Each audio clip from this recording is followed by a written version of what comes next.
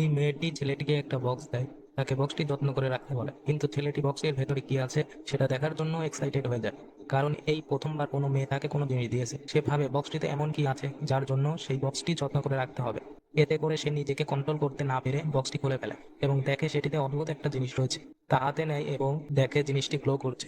হঠাৎ সেটা মুখের ওপর আটকে যায়। সে ভয় পেয়ে চিল্লাতে থাকে, সরানোর চেষ্টা করে কিন্তু সরানো যায় না, কারণ সে জানতো না সেই জিনিসটি আসলে এত শক্তিশালী যে একজন মানুষকে সুপার পাওয়ার দিতে পারে। সেই জিনিসটি তার শরীরের ভেতরে ঢোকার চেষ্টা করে। তা দেখে তার পরিবারের সব ভয়ে ছেলেটি চিল্লাতে থাকে। তা দেখে তার পরিবারও ভয় পেয়ে যায় এবং তার চাচা তাকে বাঁচানোর চেষ্টা করে, কিন্তু সেই অদ্ভুত জিনিসটি তার চাচাকে শক দিয়ে উড়িয়ে দেয়। হঠাৎ সবকিছু শান্ত হয়ে যায় এবং ছেলেটি বুঝতে পারে তার শরীরে অস্বাভাবিক কিছু হচ্ছে, কারণ অদ্ভুত সেই জিনিসটি শরীরের সাথে মিলিত হওয়ার চেষ্টা করছে। তাকে ছাদের সাথে আটকে এবং তার শরীর পুড়তে থাকে, যা দেখে তার পরিবারের সবাই মনে করে তার ভেতরে হয়তো ভূত ঢুকে পড়ে। ছেলেটি ব্যথা ও ভয় চিল্লাতে থাকে। অবশেষে দেখা যায় ছেলেটির শরীর অদ্ভুত এক নীল পোশাকে আবৃত হয়ে যাচ্ছে এবং সে শরীরে অস্বাভাবিক শক্তির উপস্থিতি বুঝতে পারছে। সে এই শক্তিকে কি সঠিক জায়গায় ব্যবহার করতে পারবে?